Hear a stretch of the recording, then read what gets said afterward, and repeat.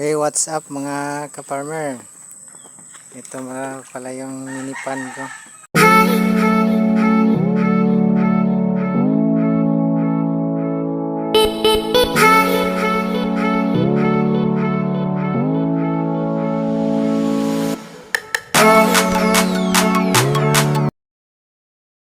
Welcome back to my channel mga ka-farmer. Bali, papakita ko nga pala sa inyo ay ring aking maliit na pond.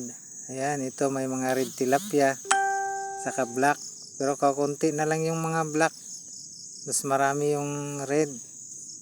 Ayan, tungtuwa sila kapag may tao. Alam nila may pagkain na. Ayan, masalubong agad. Ayan, ang tatakaw nila, gaagawan.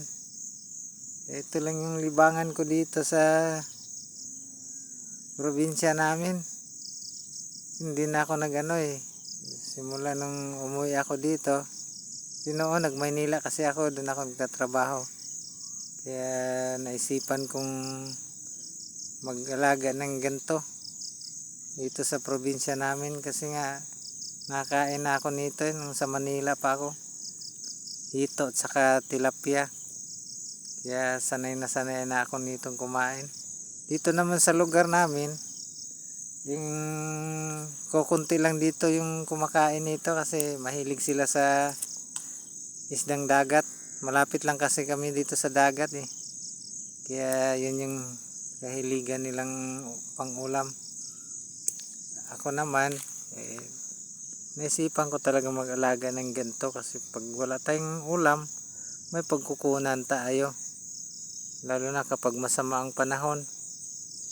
Kaya ito yung libangan ko. Ayan, nakakatuwa tingnan. Ayan, pagkain talaga yung hinahanap nila kapag may tao. Nagsilabasan. Ayan, mayroon din naman akong tinanim dito ng mga saging. Ayan, nagbubunga na ire. Ayan, may latundan ako. Ito may bunga na rin. Kaso hindi ito lupa namin. Sa tiyuhin ko ito. Kaya lilipat na ako. Kasi pinagparte na nila itong lupa na ito. Tapos yung parte ni Papa, medyo distansya dito. Kaya doon ko to ilalagay ang aking mga alagang tilapia. Ayan, ang dami talaga nila mga ka-farmer. Ang sarap pagmasdan. Ayan, malapit na ito maulam, tag 3 daliri na.